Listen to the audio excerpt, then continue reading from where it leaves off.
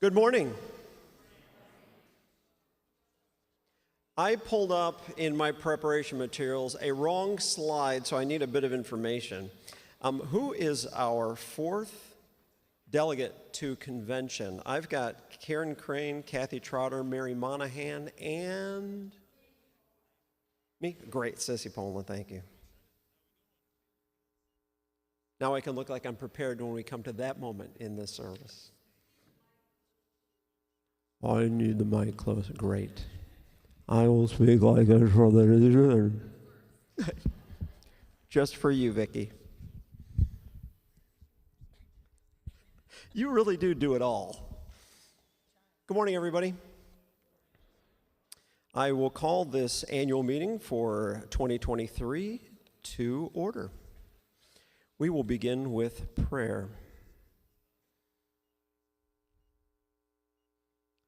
Let us pray. Gracious Father, we pray for your holy Catholic Church. Fill it with all truth, in all truth with all peace. Where it is corrupt, purify it. Where it is in error, direct it. Where in anything it is amiss, reform it. Where it is right, strengthen it. Where it is in want, provide for it. Where it is divided, reunite it. For the sake of Jesus Christ, your Son, our Savior. Amen. And for a church convention annual meeting. Almighty and ever-living God, source of all wisdom and understanding, be present with those who take counsel in this annual meeting for the renewal and mission of your church. Teach us in all things to seek first your honor and glory. Guide us to perceive what is right, and grant us both the courage to pursue it and the grace to accomplish it, through Jesus Christ our Lord. Amen. Appointments for this meeting. I would like to appoint as our recording secretary, Nikki Mankey.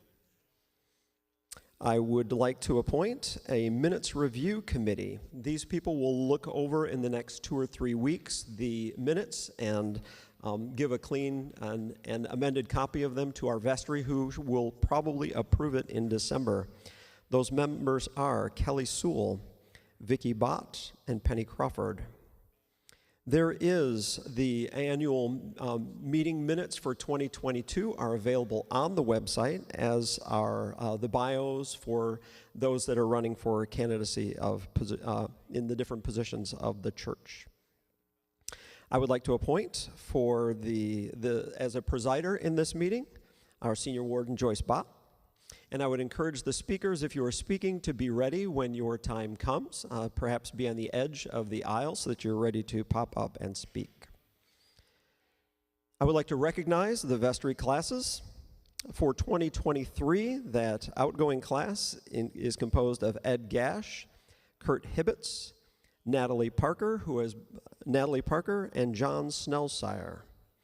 Our vestry class of 2024 is Joyce Bott, our senior warden, Jason Evans, who has served as our clerk, Margaret Kahn, and Carlisle Knox, who has served as our junior warden. And the vestry class of 2025 includes Mary Amos, Ann Binns, Tom Cook, and Bob Murphy. Our recording secretary has been Nikki Mankey. And I'd like to thank all of you for your hard work and dedication over the course of the past year. I will now turn over the agenda to our senior warden, Joyce Bott. Good morning, and thank you. I'm not as tall as Greg, so I'll tippy-toe.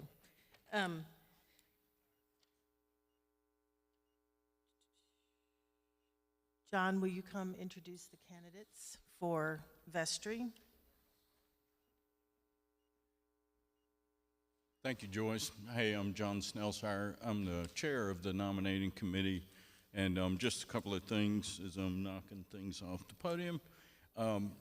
So we have a committee, myself, Jason Evans is the clerk, Mitchell Whitcomb, who is the president of the foundation, Ed Gash, Natalie Parker, Kurt Hibbets, and Carlisle Knox. We publish these on the website by September 3rd. The other things, we had the candidate slate published by October 8th, and the date of the annual meeting notified by the 29th of October. So we have 5 candidates. I don't know if y'all want to pull up here. So what you'll do is vote for 4, and we'll have additional rounds as needed. The vestry nominees this year are Natalie Castro, Tim Cavins, Jacqueline Hallis, Nikki Mankey, and Diana Smith. And do we have those to put up on the? No, okay. And do we have, you have the ballots, or we're, ma'am? Oh, the members that are allowed, let's see here, help me out with that one. Sorry, I got a whole list of like bylaws. If you really are having insomnia and you want to go to sleep, you can read the bylaws. Sorry, come on, go ahead.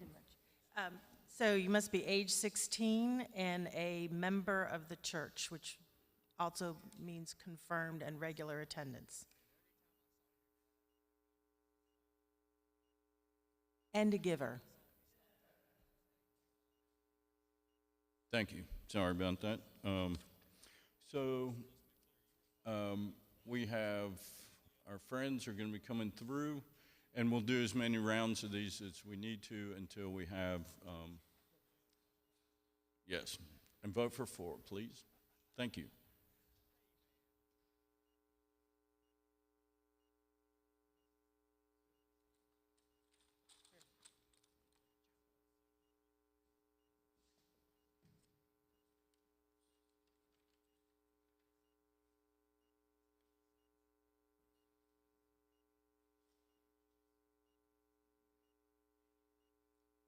In addition to all the appointments that were made, Tom Fenimore is our official parliamentarian, so if there's any specific rule questions, that he is available for helping with that.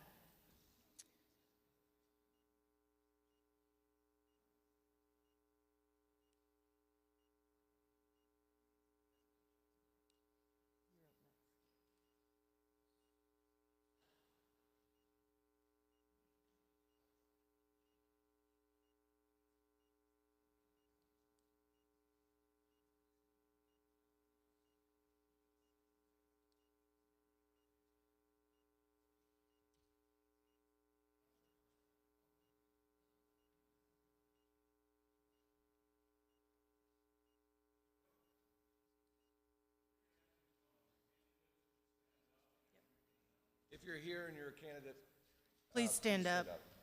We have Nikki Mankey in the back. We have Tim and Jacqueline Howells.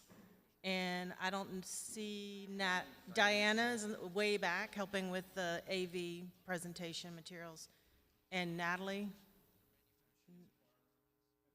No, Patrick gave the choir the morning off so they could be present. Natalie Castro sings in the choir with the curly hair.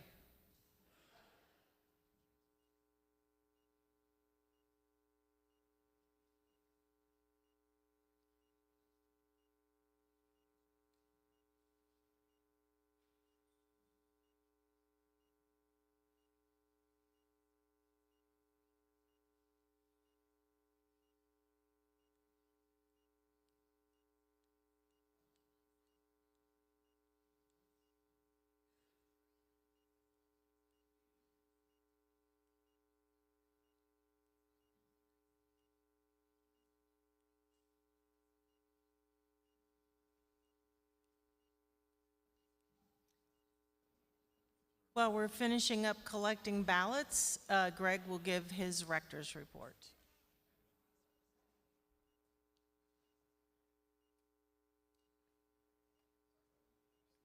All good?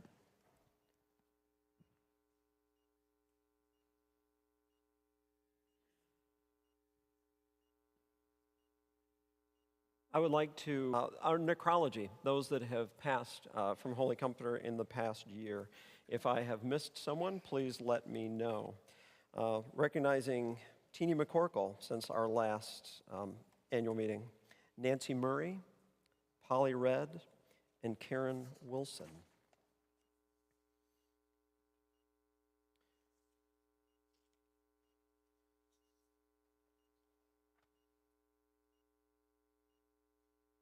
I get 4 minutes because I'm the rector. I haven't timed it or anything, but Well, good morning. It's great to be here. This is my 6th annual meeting with you all, if you can believe that. One of the important things I'd like to emphasize is the circle model, which we have been using for parish ministry. And on it, we got a lot of active things that are going on. 2701, which is our building and grounds, adult spiritual journeys, blessings, gratitude, and generosity, communications and technology, our compass group, which is giving direction, future thinking, family ministries, invite, welcome, connect, liturgy and music, pastoral care, and pathfinders. All of these groups are gathering together, doing scripture, prayer, pastoral care, fellowship. This is our main attachment point in the ministries of the church. So if you are not attached to a circle group, I encourage you to jump on board, find out who the leadership is, find out where your passions meet the world's and the church's needs, and get on board. So please, jump on. My slide. I decided to look at numbers to share what my year has been like. First off, 0.5 is the Camino that I was blessed to go on over the course of the summer. That was an amazing 6 weeks that you guys allowed me to take. I'm very grateful for that. It continues to give me benefits as we go along. 2, wardens. Our senior wardens have had a very good year with the building and grounds with Chorale has done a great job of organizing parish cleanups and whatnot, and I can't thank Joyce Bott enough. When Kat got bad news over the course of the summer, my first call after talking to her was talking to Joyce. And I said, "Do you need me to come home?" And she said, "No, you stay there. We got things covered." I'd done some homework beforehand, but she said, "I can take care of things.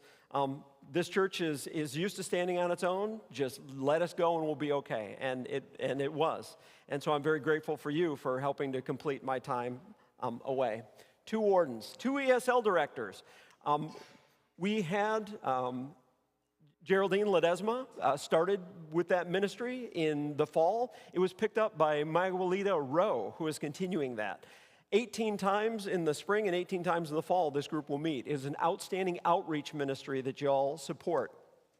A lot of the people that are there come to the Wednesday dinner and share in the life of the congregation. So I encourage you to check that out and to keep giving that support.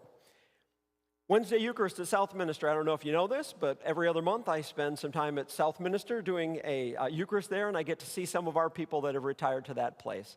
And Kat covered for me last Wednesday. It's great to maintain that connection there. Clergy and preachers. Do you know that 8 different clergy celebrated with us in 2023?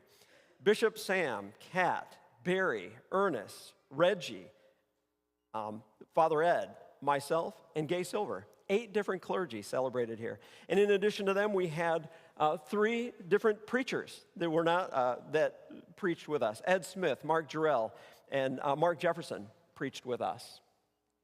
Matthews Glen. Once a month, I go to Matthews Glen and celebrate with them and get to keep connection with Eleanor Cadell, who demanded of me when she was 99 that I come there and serve with them. So the first Friday of the month, if you're ever in that section of the town, come join us for a service that was a 1928 service until last month, where they all bought brand new prayer books. So we're now doing a Rite 2 service with them. We brought them into the 21st century.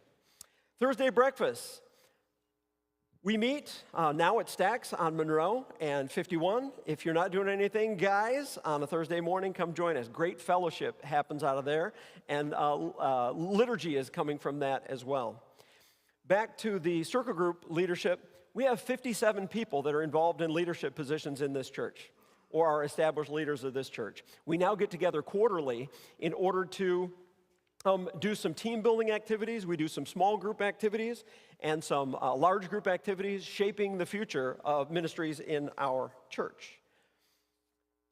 That's my report. You know, you're going to hear from a lot of people. There's a lot of stuff going on, and that is how I add to what ministries are going on here. I now turn things over to our next speaker, who is Kat Connolly.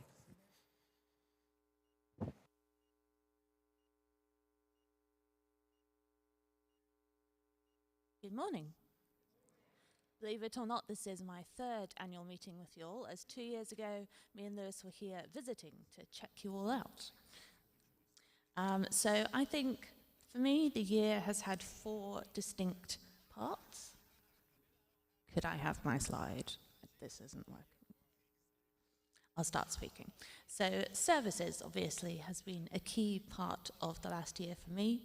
Leading worship, celebrating at the altar, preaching, deaconing, various evening services, including evensong.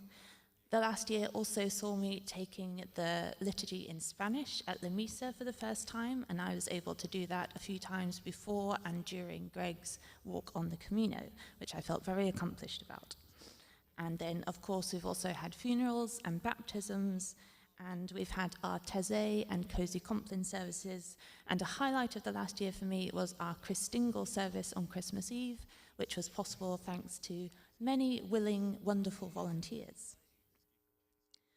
Then circle groups is another part of life here, as Greg mentioned, and as well as vestry meetings, I am part of the finance, the liturgy, the pastoral care, and the youth and families circle groups.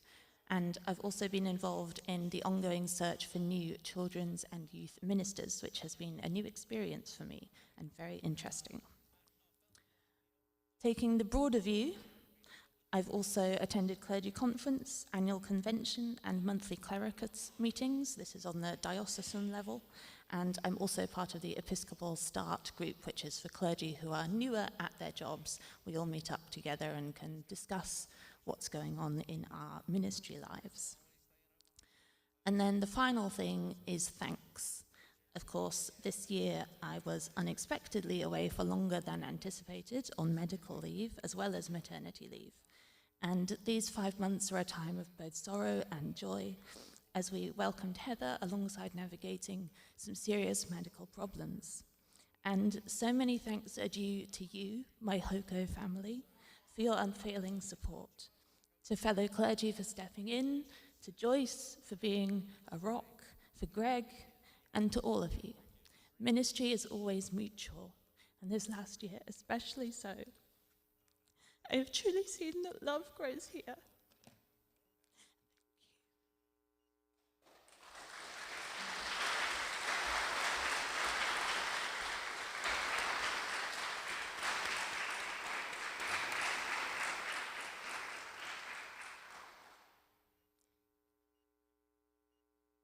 Karen Crane will now give us our treasurer's report for the last several years.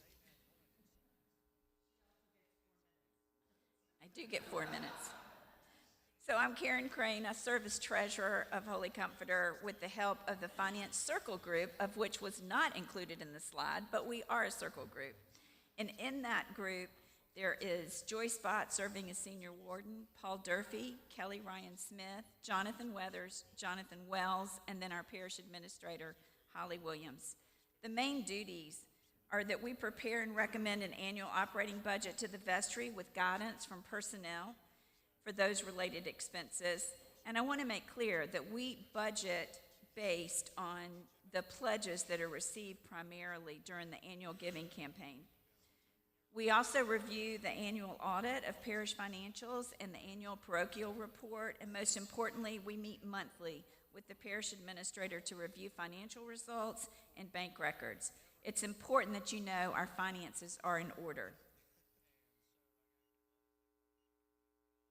For 2022 results, we ended with an operating budget deficit of only $110,000, which was favorable to the planned deficit of $115,000. Our total revenue of $885,000 came in above budget by about $4,000, and operating expenses were slightly below budget by around $1,000.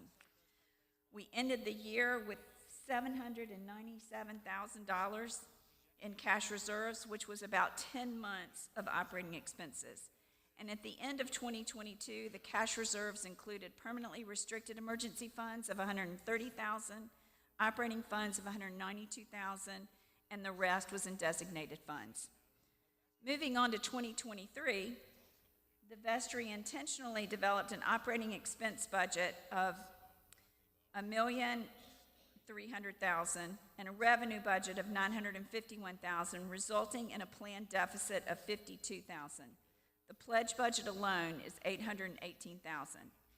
As in recent years, we made difficult cuts to expenses which were already bare bones while continuing our top priority of providing medical benefits and retirement savings for our clergy and staff and maintaining necessary support for the buildings and the grounds. Year-to-date through October, we're running favorable to our operating expense budget by about $42,000, primarily due to usually hotly keeping an eagle eye on expenses and the timing of the upcoming replacement of the Director of Youth Ministries position and the short-term disability reimbursements during Reverend Catt's absence. The vestry approved an additional $20,000 be added to the permanently restricted emergency fund in March, so we now have permanently restricted funds of $150,000. So far, pledge revenue is behind target by $24,000, but we're hoping that everyone will catch that right back up. And we're using actual average monthly expenses as a guide, and assuming that everyone does meet their pledge goal, we still expect the actual operating deficit to be close to the budgeted deficit of $52,000. In October, your support of $86,500 was released to the Loaves and Fishes Friendship Trays capital campaign. We have a strategic modeling for transformation group that's been meeting and working through financial modeling to provide input for the timing and the options for a balanced budget. The team consists of Jonathan Weathers, Jason Evans, Sean Hogue, Pat Minott, Bob Murphy, Joyce Bott as senior warden, and myself. As you know, the parish borrowed funds from the foundation for the purchase of 2729 Park Road, and the remaining balance on that promissory note is $71,000, and that matures in November of 2024. With quarterly forums and publishing monthly financial highlights on the vestry bulletin board, the website, and the Sunday Spirit, it's been our intent to make the information more accessible and keep you informed with current information. As we look into 2024, we must continue to support our ministries with our time, talents, and treasures. We're planning a personnel budget that includes the investment in part-time positions for youth and children's ministries, to empower our children, youth, and their parents in deepening their faith. But that pledge revenue is critical in impacting this and all our ministries. Thank you.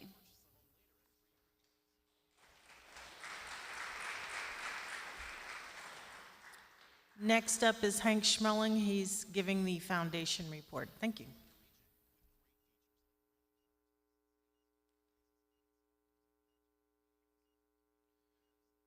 Good morning. My name is Hank Schmeling. I'm Secretary of the Board of Directors, and I'm here today on behalf of Mitchell Wickham, who could not make it today.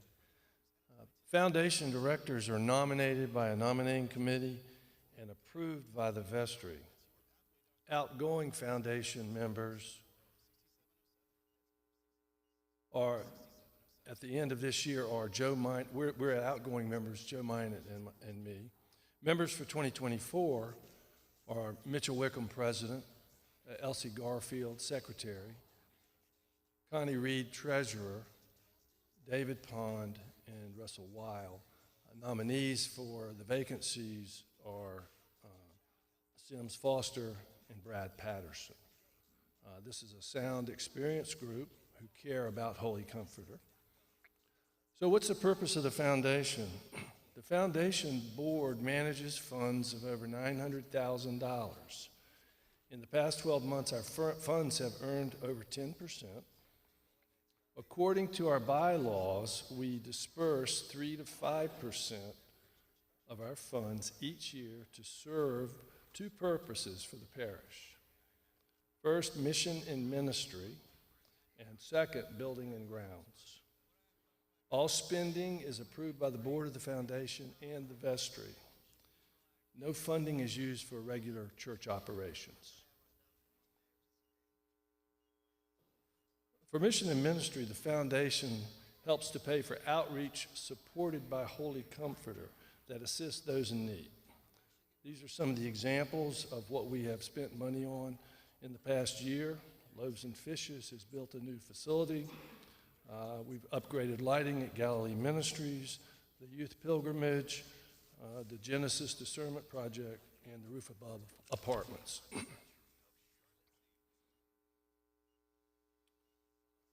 For building and grounds, the foundation supports needs related to maintaining Holy Comforter facilities. Some recent examples include the following: repair the foundation of the Van Avery, upgrading the website, Wi-Fi, and equipment, repairs to the heating and air conditioning, building maintenance, repair of the Tiffany window, and work on the roof. Next year, we plan to initiate a new planned giving process to increase our total funds so that the foundation can give more to help more. If you think about how planned giving occurs, people give from their financial assets, not their income. Examples include not only donations, but also life insurance, distribution from retirement plans, and from wills and estates. These gifts are part of a stewardship commitment that will provide for the work of the parish for many years to come. The foundation is pleased to serve the needs of Holy Comforter, and we look forward to more conversations as we move into 2024. Thank you.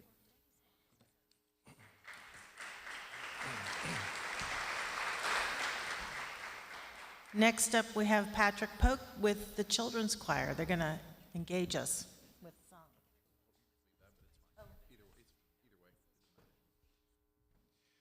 In lieu of a spoken report, I wanted to have the Children's Choir sing for you this morning. There will be some slides of musical events that have happened over the past year playing as the Children's Choir sings. The Children's Choir is 8 members strong this fall, of whom 6 are here today. We have a song prepared for you. It's a short song in Latin, and in English it actually means...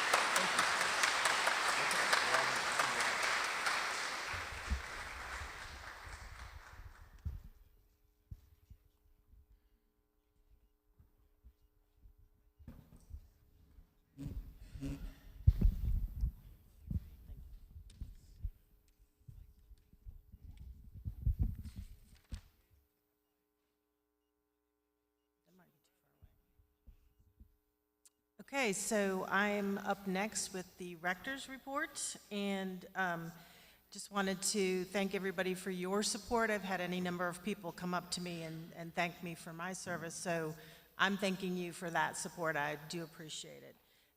In collaboration with the Personnel Committee, we're in the process of rewriting all the staff descriptions and position descriptions, as well as the clergy. That last time that was done was as we were awaiting Greg's arrival, so it's time to redo them as people's responsibilities have changed. The other thing that we've been working on is, again, in collaboration with the Personnel Committee, is rewriting the employee handbook, which hadn't been reviewed or done since about 2000, so even longer. Plenty of updates to take care of there. Something as simple as social media policy, which back in 2000 probably wasn't even a thought or concern. It's now gonna be in the personnel handbook. In collaboration with the Finance Committee, the vestry has obviously passed a 2023 operating budget. As Karen mentioned, we've been regularly posting the financials in a number of places, both electronically and on the vestry board, which is in that hallway between the kitchen and sort of the secondary door to Van Every. We are working on getting the actual minutes posted as well. That's a little more time-consuming process. And then we also instituted the quarterly updates, which started out as more of a financial update, and we have sort of expanded that to be just a generalized update, financial and any other programming that's happened throughout the year, just to be more communicative with the parish. As Karen mentioned, we established a group to look at a 3 to 5 year financial plan that we can get into a sustainable and non-deficit place. Vestry has supported the Genesis 2 project, which is part of the national church and diocesan level mission. And later on, we'll hear more about Genesis 2 and where we are with that. This past Friday and last April, we supported the Concert for the Human Family, which is, again, a national church effort to basically music for the sake of love. If you haven't had a chance to attend one, they will be back in town probably another 6-9 months from now to do another concert. Friday nights was at East Mack High School and was collaboration with the Monroe Road Association, with this church and the Episcopal Church, and I'm forgetting the third sponsor, but it's a fabulous event. Even it's an amalgamation of different musical styles. I really encourage everybody to take time to go attend one of those concerts. We've had a successful Loaves and Fishes Friendship Trays fundraising effort by this church, which means that we will now have our name in the lobby area, continuing our support of Loaves and Fishes as that whole effort started at this church. And again, as Karen mentioned, we revamped the full-time position that Sarah Cavens held to 2 part-time positions. In part, that was from a budgetary response, but as in a conversation with other churches and leaders on church children's ministry and youth ministry, there was a recognition that there really are 2 sort of distinct skill sets, and so we felt like it made sense to try and hire people that have that particular skill set for each of those positions. In other business, we appointed some diocesan delegates and alternates, which Greg has already mentioned. We also went through and updated the descriptions and use of the designated accounts. And then many people may not 100% realize that, but each vestry member is considered a liaison to a particular circle group, and so we support the parish through that. If you don't know who your liaison is, ask us who that is, and we'll make sure you get connected. And then right now, we're actually in the process of reviewing the Monday morning roles. Who does what? Altar Guild, VPOD, Vergers, hosts, just so that we're not duplicating efforts and one group isn't. I think during the pandemic, some of that got narrowed down to specific groups, and so we're now going to send it back out to a larger realm. And that is the end of my thing. And Carlisle, you are up.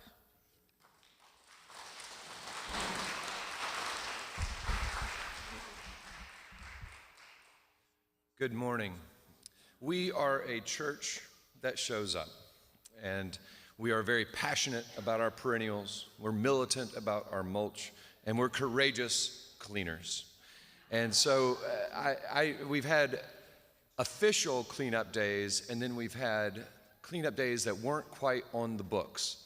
And I've lost count, but I am certain that we had over 100 people show up and help to make our campus and our physical plant a better place and a better space for us to worship in. And so I really appreciate that. If you have a passion for the campus, for the gardens, for the physical plant, I invite you to join the 2701 Circle Group and share that passion. And if you see things that need to be done, you can join that group. Next. One of the biggest projects that the vestry had to vote on to fund was the cleaning of the mortar and the brick on this veneer. And if you've ever owned a boat, the big trick is keeping water out of the boat. And if you've noticed, we're sitting in an upside down boat. So that'll be an ongoing project forever. But we made a tremendous stride in helping to seal the brick on the sides of the building that received the biggest weather, and we've cleaned up in the back where the efflorescence was coming through, and right here where there was water seeping into our walls. So that was a great accomplishment that I know has been on Holly's list for many years. And then finally, just a quick update on the solar PV system that we've been discerning as a vestry. There have been many different proposals that we've whittled down. We've looked at leasing a system, which in the end would be no money up front, but then would be a longer 25-year commitment versus buying a system outright. And it seems to be that the best path would be not to lease and kind of saddle the church with a commitment over 25 years. And this is not a done deal yet, but the latest plan would be for a system that would have a DC side, which is the panels, producing about 50 kilowatt hours, an AC side, which is what we're pumping into the grid, which would be about 50 kilowatt hours, 50,000 kilowatt hours, and then over the course of the year, producing about 63,000 kilowatt hours. The financing of that system, the total cost would be about $118,000. The direct federal payback would cover 30% of that plan, and that's not going away. And then the North Carolina Duke rebates, which have been phased out, they were a legislated mandate that Duke provide those rebates. That time has come and passed. We've locked that in for this additional year. That ended in 2022. We locked it in for this year, 2023, and we can still continue it into 2024, but we have to make as a vestry, before the end of this year, we have to vote to approve an interconnect agreement with Duke, which costs $3,000, and that allows us to extend it into 2024. So the financing of the remainder, we talked with the bishop when he was here, and there is Creation Care grant money from the diocese. I don't think that will cover the whole cost, but it will cover a small portion of it, and that the rest of that, of $35,000, will need to. I ask for anyone with any passion for and talent for grant writing or applications for grant money to where we can try and make this happen. In the end, as you saw on the previous slide, this will help cut our financial costs long term, and it's kind of like a guaranteed bond that we're kind of investing in and has just a low yield over the course of 25 years or over the course of the life of that system. So that's my report as a junior warden, and I'm well over my time, but thank you so much. It's been a pleasure. And while we make great progress on some of my little pet projects, there are always more pet projects.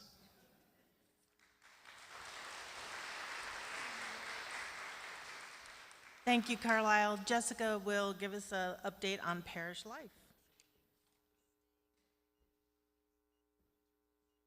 Good morning. My name is Jessica Dunlap, and I'm the Director of Parish Life. Before I get started, I'd like to let you all know I'm really nervous, so if you want to look at the slideshow of pictures instead of me, that would be great. Also, a big thanks to my son Clay, who put together the slideshow, and to all the unofficial parish photographers who sent in pictures. Now I'd like to start off with a little exercise. If you've ever done one of the following, please raise your hand. Attended the parish retreat. Sent in a name for the prayer list. Attended a community dinner. Welcomed a newcomer. Had coffee at coffee hour. Transferred your membership to Holy Comforter. If you've ever done any of these things, you've been a participant in the life of Holy Comforter. While some churches define parish life as social events at church, we like to think of it as everything that happens in the life of the church. Yes, social events included, but also ministries like Invite, Welcome, Connect, pastoral care, memberships, scheduling for Sunday mornings, and much more. My job as Director of Parish Life is not to lead these ministries, but to offer support for these ministries. A few stats from the past year at Holy Comforter. We've had 31 community dinners with around 1,500 meals eaten. 90 people attended our parish retreat at Montreat. We had 10 confirmands at the bishop's visit. 175 names have been added to the prayer list. For the second year in a row, Brenda Cook won the chili cook-off at the Fall Festival. 28 ministries were represented at the ministry fair on Kickoff Sunday. A church's spirit is rooted in both its mission and its parish life. And while a church's mission might be stated plainly, the life of a church can only be experienced. I invite you to come experience life at Holy Comforter. Show off your cooking skills in the kitchen, send your request into the prayer list, learn how to properly run the dishwasher with Sissy. Say hello to the person next to you, even if you aren't sure if they're a newcomer or if they've been here 30 years. As I wrap up, I want to note a couple of things. In the coming weeks, you will see an invitation from me to send in photos of your time at Holy Comforter. Photos of your favorite memory, your child being baptized, your wedding, the day you caught your hair on fire at Candlemas. Please start looking for these photos. Our hope is to create a timeline of all these memories to show how much love grows here at Holy Comforter. To get us started, during the break between the annual meeting and the service, there are old church directories on the table in the library, and I invite you to go look at them because they're wonderful. Lastly, I want to express a huge thank you to everyone who volunteered and came to the Oyster Roast last night, especially Bob Murphy, along with Reed Parker and Carlisle Knox. Events like this cannot take place without a dedicated team of volunteers. Thank you.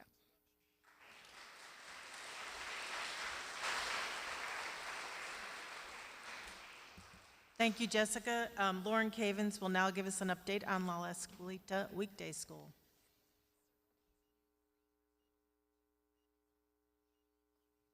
Hi, I'm Lauren Cavens. I'm the director of La Escuelita Weekday School. The first of the photos in my slideshow are from the weekday school in the 60s, 70s, and 80s. This past week, Natalie Parker gave us pictures for our archives, and I thought I'd share a few with you as a reminder of Holy Comforter's long history of supporting the weekday school here. Holy Comforter has a history of preparing children for success in kindergarten, and it continues today. Our weekday school served as a safe, loving place for working parents to bring their children, and it is an important part of who we are today. Now we are a bit more diverse culturally, and we use 2 languages. Our dual language preschool has children ages 1 through 5 years old. We have 2 teachers in each of our classes, 1 native English-speaking teacher and 1 native Spanish-speaking teacher. Our teachers are amazing, and they are such an important part of who we are. The curriculum is presented in English one day and Spanish the next, helping the children make connections between the vocabulary in each. We continue to have a strong presence in our community. We have 100 children, 82 families, and a waiting list of 60 children in most of our 9 classes. Last spring, we were given an opportunity to participate in Dia de los Niños at Imaginon, and we hosted the author Susan Verde for a presentation to educators, and then she returned to meet our children. We are grateful for our partnership with the Charlotte-Mecklenburg Library. La Escuelita has recently been notified that we have qualified for 2 grants, one from the Speedway Children's Charities and one from St. Peter's Outreach. We are grateful for the opportunities these partnerships and funds will help us support our students needing tuition assistance. We are also planning our annual fundraiser, which will again have an in-person element. Mark your calendars for February 9th. More information will come. We would love to have you join us for this event. I am personally grateful to Jessica Dunlap and our board members who are Holy Comforter parishioners and preschool parents who continue to advise me and work to keep our preschool healthy educationally and financially. Our families and talented, dedicated teachers who are vital to our program. And thank you all for supporting this ministry for over 65 years. If you've served on our board, if you've been a teacher at our school, if you've been parents of students at our school, I would love for you to stand so that everyone can see what a big part you all play. And if you went to the preschool, Karen Crane.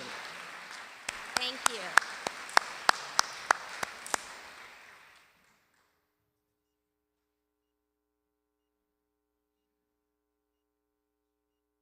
Thank you, Lauren.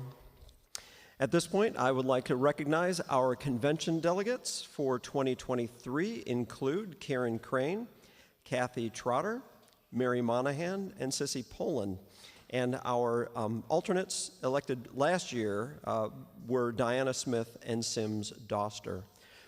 At the diocesan level, I would like to recognize that Tom Fenimore still serves on the Diocesan Disciplinary Board, and I continue to serve on the Diocesan Chartered Committee for Hispanic Ministries. I was the head of that up until last year, and am now serving on that board. So thank you all for your ministry above and beyond Holy Comforter.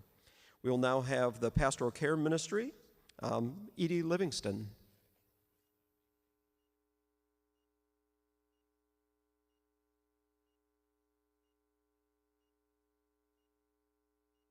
Good morning. I'm Edie Livingston, and in case you didn't know, pastoral care is very strong at Holy Comforter. Being rooted in love of God and neighbor, pastoral care is an essential part of who we are. And every time you help someone in your Holy Comforter family, even in a small way, you are extending pastoral care. Several years ago,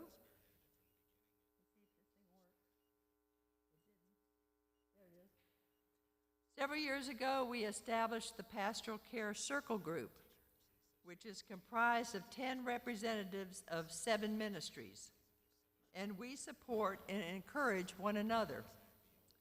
Greg and Kat are our spiritual leaders, and about 40 parishioners fill the various committees you see on the screen. And each of these 7 ministries has its own mission. Embrace supports families during difficult life-changing events, such as the birth of a child with a disability, or coping with a family member's mental illness, or considering a move to assisted living. Denise Wells and Susan Brooks lead this effort. The Eucharistic Visitors, or EVs, are the women and men who take Holy Communion to our sick and homebound members, people who hunger to connect with God and their parish family. Currently, there are 6 active EVs that visit a list of about 12 to 15 parishioners.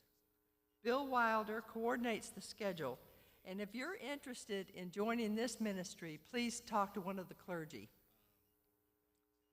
The Flower Ministry members deliver small arrangements of our beautiful altar flowers to parishioners to mark joyous events, or to give thanks for a special service to the church, or to offer support and hope where there is illness, crisis, or grief. and Jane Knox leads this group. If you're looking for something fun and uplifting, goodie bags would be great for you.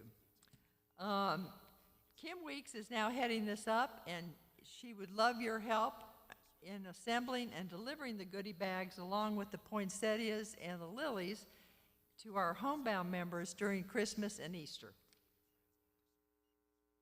The goal of Holy Comforter at Home is to remind our homebound members that they are remembered and prayed for and loved. We do this by developing a relation with them through phone calls and visits. And you can talk to either Mary Monahan or myself about this ministry. The Lazarus team members assist the bereaved with guidance at the church before, during, and after a funeral service. They provide a loving and comforting presence on an emotional and difficult day. Sissy Poland and Bill Wilder coordinate this team. And last but not least is the prayer ministry. This ministry is the most unique of the 7 because it is performed by individuals who include the needs of the parish within their own personal prayers and daily devotions. This is something that they do by themselves. It's not a group effort, and it is for people who are very serious about their daily prayer life.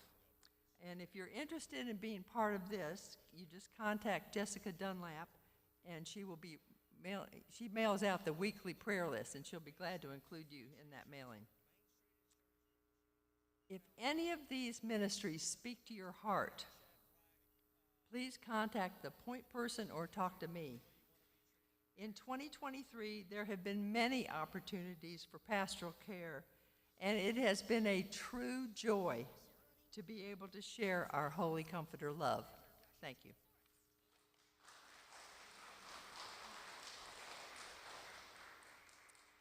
Next up is Amy McKee. She's going to give an update on children's ministry, and I just want to shout out to Amy because she, with Sarah's departure, she and Beth Harden actually have taken on a large part of the duties associated with what Sarah was doing. So thank you. Good morning. I'm Amy McKee, and I'm here to talk about children's ministry. We are committed to providing a vibrant, faith-filled, and fun programming for children throughout the year. Worship is the foundation of our common life, an essential part of our faith formation at every age. We are actively looking for both youth and children's ministers, and I serve as part of the search committee for that. In the meantime, we've been busy. We provide nursery care for those 6 weeks to 4 age. We've done children's chapel for those 3 years to 2nd grade and a few older helpers. We are doing children's formation for kindergarten through 5th grade, and this past September, we started exploring our Sunday morning ministries. We have talked with the Coffee Hour Fellowship Ministry, with Sissy Poland, and we made treats for Blessing of the Animals. We learned how vergers direct the many elements of our worship with John Cox and a short history of the Episcopal Church. Dr. Patrick Pope had a singing about the music ministry. The host ministers, James and Georgiana Moore, taught us about the hospitality for all of God's people. Beth Harden showed us the secret spaces of our church. Coming up, we'll learn what happens with altar flowers after worship from Jane Knox and the Flower Ministry. And Bill Wilder will talk about communion, where it goes, and how it goes to homebound members. The children will also team up with making Christmas cards for our homebound members and a small gift. And then later on in December, we will do an edible nativity, and Nancy English Johnson and John Elder will tell us about how young people lead worship as acolytes. And we'll decorate our own Advent wreaths. This year, the children have also been a part of the children's choir, which you got a little taste of this morning. We are 8 members strong. The children are also active at the community dinners, offering prayer We did children's programming at Montreat, where children learned to make their hearts sing and explore the natural beauty of the world. And over the past summer, we put on a Changemakers Lab Vacation Bible School program, which highlighted God's love and seek to help children understand that they can change the world for the better. We had 40 people attend. Parents' Night Out was offered for children where they can enjoy outdoor play, eating dinner together, a Bible lesson, books, and crafts. We did Blessing of the Backpacks, and of course, most recently, the Fall Festival. Children are the future. Children's ministry is a powerful opportunity to form lasting faith in the lives of young people. All of these things would not have been possible without the help of numerous volunteers. We thank you so much for your time, talents, and dedication to our children. Thank you.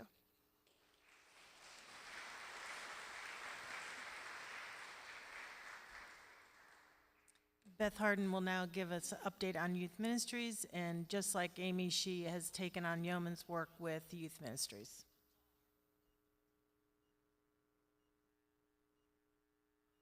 Two sentences.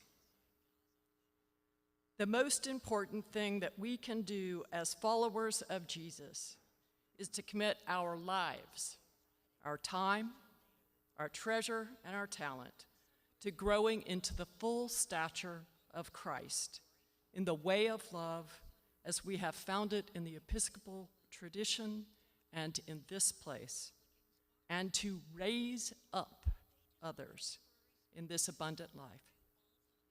The youth video was produced by 6th grader Clay Redder with music selection by Mary Taylor.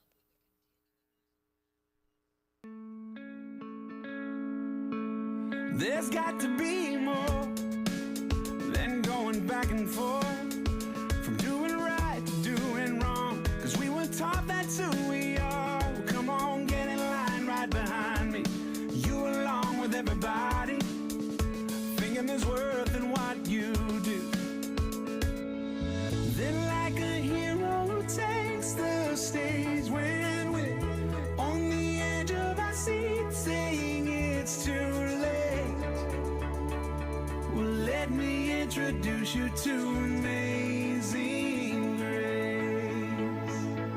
No matter the bumps, no matter the bruises, no matter the scars, still the truth is the cross has made, the cross has made you flawless. The cross has made you flawless. No matter the hurt or how deep the wound is, no matter the pain, still the truth is the cross has made, the cross has made you flawless.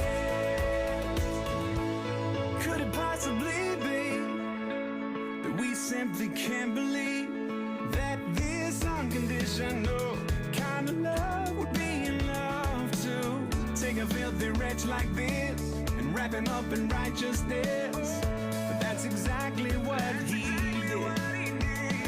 No matter the bumps, no matter the bruises, no matter the scars, still the truth is the cross has made, the cross has made you flawless. The cross has made you flawless. No matter the hurt or how deep the wound is, no matter the pain, still the truth is the cross has made, the cross has made you flawless.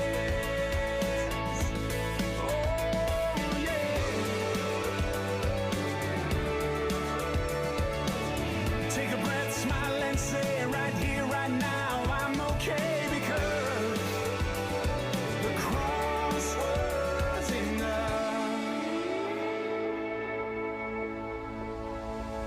And like a hero takes the stage when we're on the edge of our seat, saying it's too late. Well, let me introduce you to grace, grace, God's grace.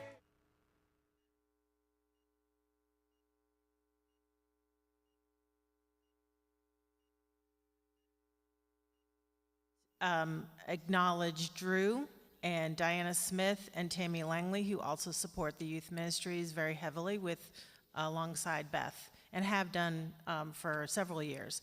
If you are interested,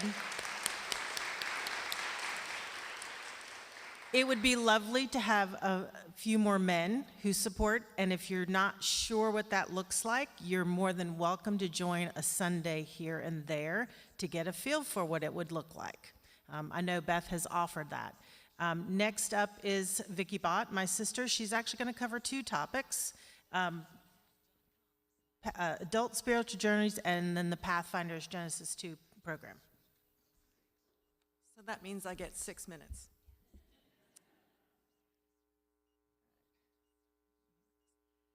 So I'm here today representing Adult Spiritual Journeys in place of Mitzi Alexander, who's recovering from shoulder surgery. So Mitzi, you just got prayers from everybody in the room. So Adult Spiritual Journeys is a new circle group formed earlier this year. Also known as ASJ, this group is about nurturing adult spiritual formation at Holy Comforter. Most of ASJ members are not teachers. However, all of us are passionate about supporting parishioners' spiritual journeys and building a strong culture of adult formation at Holy Comforter. ASJ sometimes creates lay-led adult formation offerings, sometimes collaborates with other circle groups and ministries or individuals to develop program offerings. We also work with church staff to coordinate the schedule for each season's adult formation offerings, including programs led by clergy or staff. Examples include The Bible as It Is, led by Tom Cooper and Neil Coghill. Thank you in the back for the audio boost. Personal Spiritual Practices, which was an adult forum led by Marianne Archer. A Lenten series based on a book about the Holy Week, as told in the Gospel of Mark. And 2 adult forums with the Reverend Canon Patricia Grace, sponsored in collaboration with the Pathfinders Circle Group. Another way that ASJ encourages and supports lay-led adult formation is by acting as a central repository for adult formation ideas proposed by the laity. ASJ takes suggestions from its membership, from other ministry groups, or from individual parishioners, and helps turn them into practical program offerings. Since adult formation programs also come from clergy and staff, it's important to have an effective way to coordinate the scheduling of those programs with those developed by the laity. To do just that, ASJ and Jessica Dunlap established a system of quarterly planning cycles. Jessica has responsibility for maintaining the master schedule of program offerings.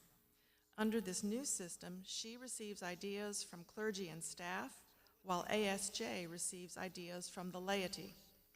ASJ's leadership meets with Jessica quarterly to coordinate and resolve conflicting schedule requests, especially for the hour on Sundays after the 10 a.m. service. For example, we are now looking ahead to programming for Lent and Easter.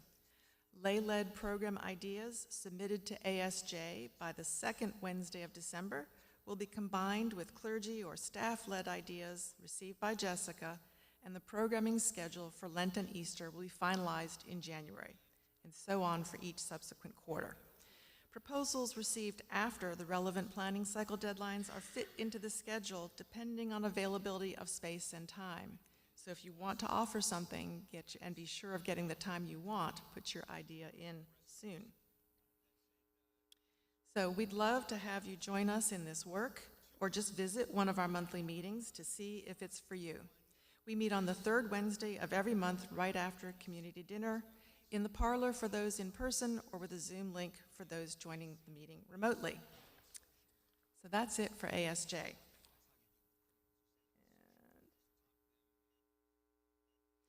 So Pathfinders, I'm the circle group leader for Pathfinders, and our purpose is to guide the parish in exploring how Holy Comforter is called in these new times to be church. We are doing this, as Joyce said, through an Episcopal process called Genesis 2, brought to us by our diocese and the national church. And as you can see, its purpose echoes that of the Pathfinders Circle Group. Genesis is a journey, a spiritual pilgrimage, rather than a strategic planning exercise. It calls on the whole parish to engage, so we are relying on you to participate. Genesis is about practicing spiritual questioning and spiritual listening as we seek to collectively articulate Holy Comforter's unique parish identity, to deepen our understanding of the neighborhood around Holy Comforter, and to try out new ideas that are in concert with our identity and with God's call to us as a parish. To begin that practice of spiritual questioning and listening, we started Reflection of the Month back in September, and November's reflection was announced last Sunday. We encourage you to share your response around your Thanksgiving dinner table and with others as suggested in the Sunday Spirit and Weekly Blast.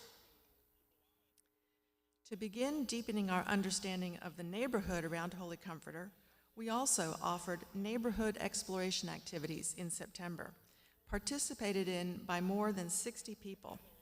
Posters in the Atkinson lobby share what was learned from those activities in more depth, but here are some quick highlights. First, we are not a typical neighborhood church. The vast majority of our parishioners come to Holy Comforter from outside the immediate neighborhood. Second, Holy Comforter is the Episcopal Church's westernmost outpost in Charlotte. Third, Park Road roughly forms the edge of an east-west demographic divide in Charlotte that is characterized by income, race, language, and even age. This means Holy Comforter's neighborhood is demographically different, east to west. So what does all this mean? Dramatic changes are occurring to the west of Park Road and along South Boulevard. This means that our perceptions of that part of our neighborhood may need updating.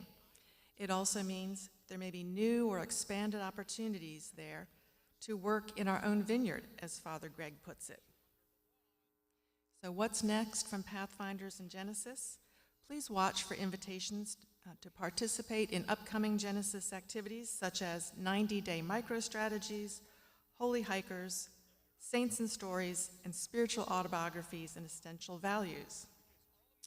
If this work speaks to you or you want to learn more about it, please reach out to any Pathfinder. We'd love to have your help. Thank you.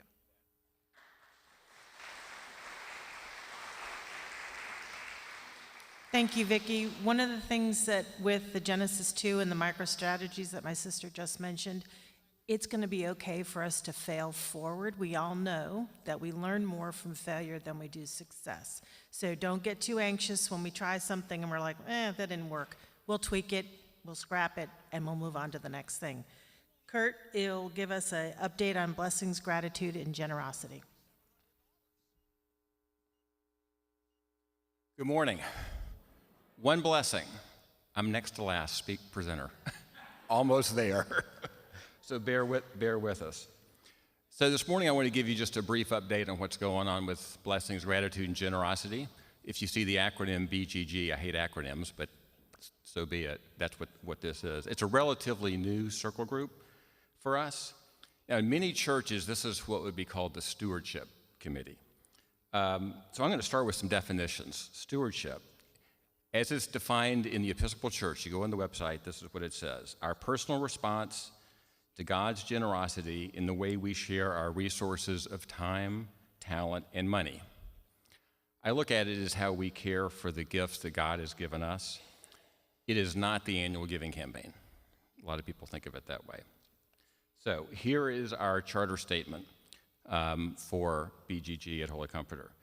We are here to inspire and celebrate the spiritual growth that comes from recognizing our blessings, responding with gratitude and generosity by giving of our time, talent, and treasure. I want to start by acknowledging the members of our circle group. Carlisle Knox and I are the co-leads. Our team includes Sheena Anderson, Vicki Bott, John Elder, Luke Ivey, and Drew Kirkland. So treasure is one component of stewardship, and God knows that money is hugely important in our lives. God actually has a lot to say about it. In fact, there are 2,350 verses in the Bible about money and possessions. But it's been 20 years since we at Holy Comforter have focused our conversation about financial stewardship. We had a program, for those who remember, called Crown Ministries, and that was in 2004, so it's been a while. So starting January 28th, a couple of months away, we are going to begin financial stewardship education classes. We're going to use a program that's called Freed Up. It runs about 6 to 8 weeks. It uses an app for your phone or a tablet. It's been updated for today's world. It will also include what we think are very valuable small group conversations to enable people to have shared learnings. We've tested the program. We think you'll find it very enlightening and also very liberating in developing a spiritually grounded relationship with money in your life. So just to let you know, the standard cost for this program is $99 per household, about the cost of a really nice night out. But we have arranged for some special pricing to make it accessible for everyone. We think this is so important that Holy Comforter has made a financial commitment from a designated stewardship budget fund. So the cost to everyone now is $19 per household. Not per person, per household. So look for more information on the website and communications. We're going to start talking about it a little bit in December. We're also going to have an overview class during the hour on January 7th. So we encourage you to join us then. We'll be publicizing it more then, but you can mark your calendar if you want.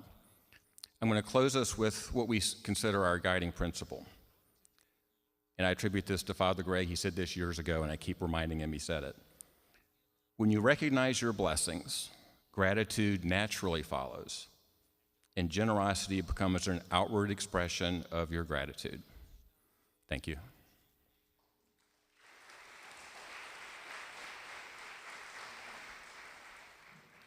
Thank you, Kurt.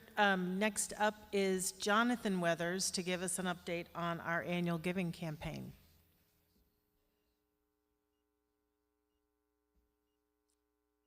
Thanks. I think we all know what the giving campaign is. It's really a 4-week campaign this time of year, culminating today, Giving Sunday, to raise the operating budget for the church. Historically, between 85 and 90% of our budget is derived from us, from our pledges. As Karen mentioned earlier, we're operating at a budget deficit right now. This year's campaign, we kind of took a little bit of a different track. We did an early campaign and asked our circle group leaders, our vestry, and other church leaders to early commit, to early pledge. So going into today, we have 111 pledges for $577,000. For perspective, that puts us at about 68% of our goal. Our goal this year is $850,000. Our goal is for 200 different pledgers. So we have a little work to do on an individual pledge basis. So my point today is to ask how you can help. You can pledge. If you have pledged, you can increase your pledge. There's a QR code in every single one of your pews. Different tack this year as well. And third, you can ask somebody else if they have made their pledge. It is a reflection of our commitment to the mission of this church. Everything that you've seen here today doesn't happen without us stepping up in this area. So I'll leave you with that. I appreciate your support so far, and I hope that at the end of the day, we have a wonderful story to tell going into next year. Thank you.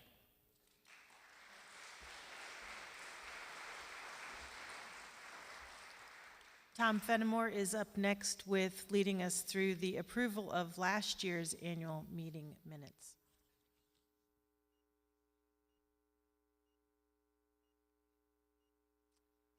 Actually, we don't need to approve last year's minutes. At the beginning of this morning's meeting, Greg Brown announced that for this meeting, Nikki Mankey would be the, if I get these wrong, please somebody tell me. Nikki Mankey would be the recording secretary. Vicky Bott, Penny Crawford, and I'm thinking Kelly Sewell, am I right on that? Would be a new committee to record, review, and approve the minutes. This is according to our bylaws. And last year, a committee of Vicky Bott, Gail Fenimore, and Kathy Trotter had the same job. They reviewed the minutes for the meeting, 6 pages worth, and it says here that they approved them. So they are approved, and we have given them that authority. So the new committee has some work to do, so I hope you were all paying attention and taking notes. I'm also supposed to, I think, field any questions that we might have, or you do, and I'll stand beside you if that's necessary. There you go. I'm going to jump ahead first for a little bit, so I'll sit down. You can sit down. Stay close. I want to add a couple things. One, as far as pledges go, for the past 3 years, every new or increased pledge has resulted in an outreach payment as well from both my discretionary fund and my personal checking account. So it's $10 from my discretionary fund and $1 from my personal thing. So last year we gave $1,452 to ERD around Ukrainian relief, and to QC Family Tree. In the past, we've also given to Promising Pages. This year, we're going to give all of that to Episcopal Relief and Development for pastoral care, emergency help in the Middle East. So every new or increased pledge, if you gave what you for pastoral care, emergency help in the Middle East. So every new or increased pledge, if you gave what you gave last year, bump it up by $10, and I've got to pay $11. So that's a good thing, a good deal, I think. Also, special thanks. I want to thank the staff of Holy Comforter for just killing it in 2023. I want to note especially Holly and Jessica's hard work with the community dinners. It has been amazing and transformative. Thank you so much for your work with that.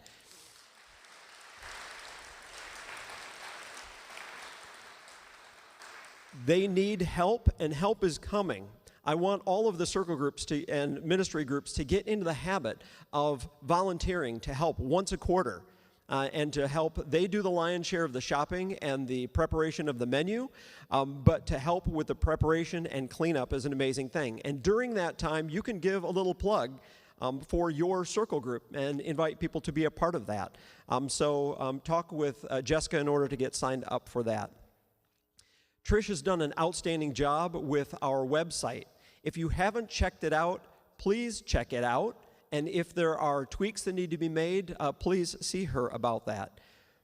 Patrick Pope has done a wonderful job with all of the choirs. Wasn't that children's choir amazing? And that has been a great addition to the ministries here, so thank you for that, Patrick.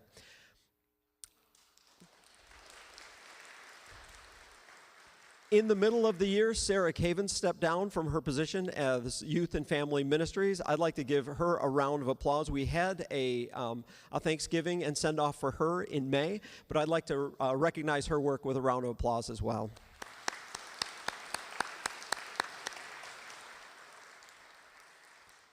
Your clergy, Kat, is back. Yay!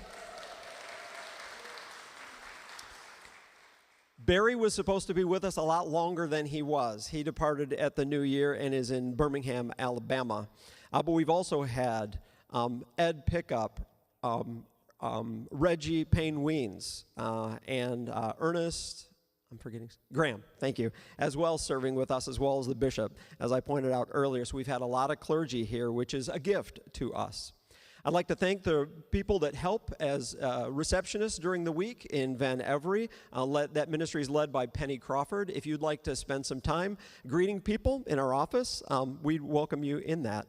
I'd like to thank all circle group and ministry leaders, and I'd like to point out a few. This is not going to be an exhaustive list, But as was mentioned, youth and family ministries, Amy McKee and Beth Harden have been doing a fantastic job with that, so thank you. Our leadership quarterly meetings are happening largely because Diana Smith cracks the whip for me to keep me in line with that, so I'm thankful for that, Diana. Barry was supposed to stick with us longer and had taken the lead, the clergy lead, in a couple circle groups, anti-racism and social issues and adult spiritual journeys. As he stepped back, some lay leaders have stepped forward. Gail Fenimore has done a fantastic job with the anti-racism and social issues group, and Mitzi Alexander and Vicky Bott with the adult spiritual journeys group. Patricia Hatch is, a lot of you have met her. She's a new member of the church. She is leading in a very fresh new way our outreach and Beyond Our Walls group.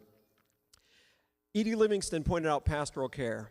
One of the largest groups in our parish is pastoral care. Clergy have their part, but they're not the center of pastoral care. You are. Anytime you stop and listen and care about anyone else, you are part of the pastoral care team. Clergy have their part, but you have been doing a fantastic job of keeping people connected to the parish. And one last thank you, recognition. We've had a gentleman in our congregation come forward playing a very unusual instrument on behalf of Pathfinders. I'd like to call out Paul Smith for his masterful work on the shofar. Shofar is so good, Paul. He used that last week. I used it this week. And a special thanks as well to my number one support in ministry, who is my wife, Kathy. Thank you for standing with me in all of this and seeing us through a couple crazy years. So I'm grateful to the support that you give. And my spiritual director, Rosemary Hagan. If you all don't have spiritual directors, I suggest you find one. What they do is they listen for the voice of God in your life and help you find that and focus on that. If you'd like to find a spiritual director, see me. I am not one yet, but I'd like to get you connected with that. I think that's the thanks that I have off the top of my head. And we're now open the floor for questions and hopefully answers. Is there any questions from the floor? Yes, sir. John.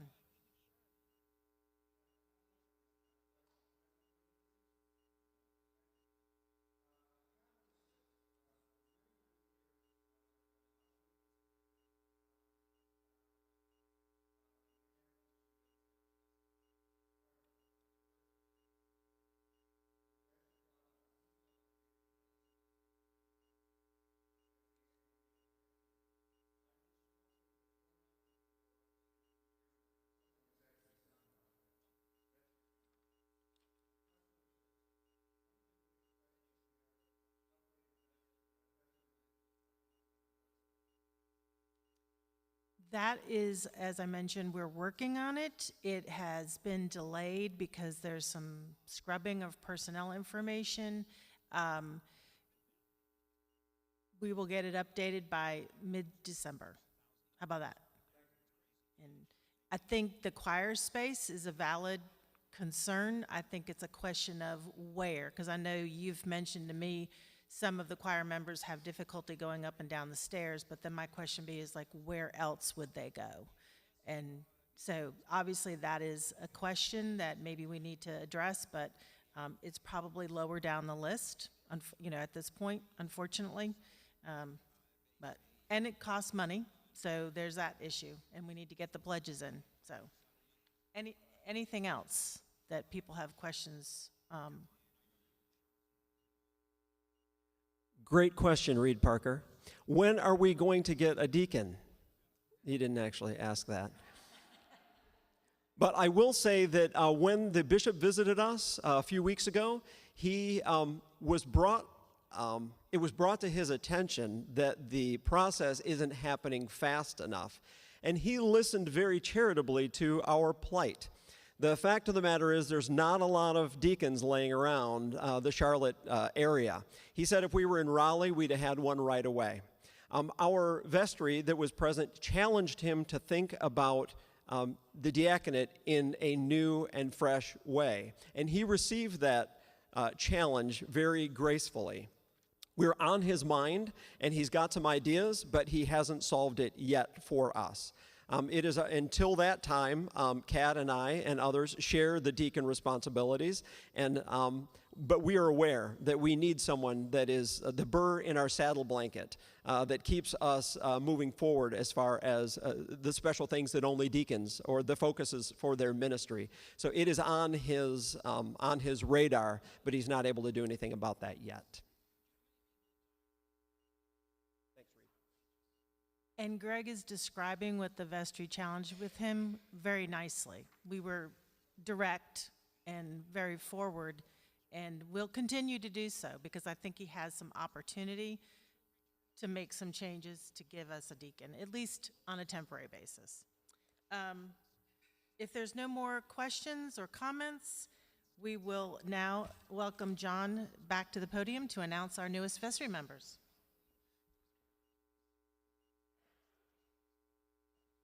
Hello, your 2026 vestry members are as follows: Tim Cavins, Jacqueline Hollis, Nikki Mankey, and Diana Smith.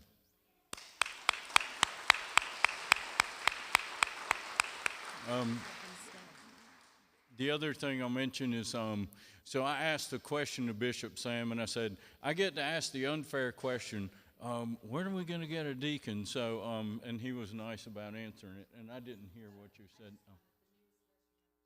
Would the newest vestry members please stand?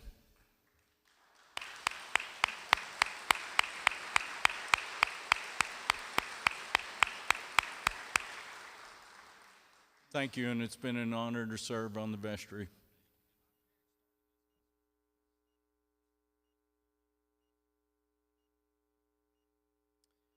Don't worry, Natalie, we have our eye on you for future ministries as well. So thank you for running. Thank you all for being here, on coming early. Coming early and staying late. Our service of Holy Eucharist will begin promptly at 11 a.m. And so just thank you. We will have coffee hour and refreshments up at the end of the hall. Do you have something you'd like to say, Beth?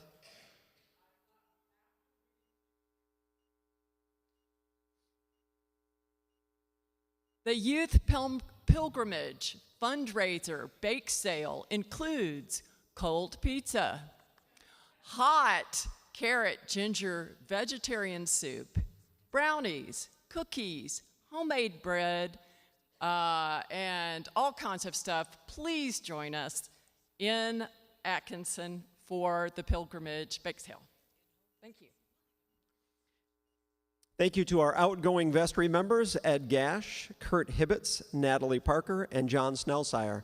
They've still got 2 meetings left. Our meeting in December will be a joint meeting of the past and the future, of the last vestry and the new vestry, so you're not quite off the hook yet. Let us pray. Almighty and ever-living God, ruler of all things in heaven and earth, hear our prayers for this parish family. Strengthen the faithful, arouse the careless, and restore the penitent. Grant us all things necessary for our common life, and bring us all to be of one heart and mind within your holy church, through Jesus Christ our Lord. Amen. Go in peace to love and serve the Lord. Thanks be to God.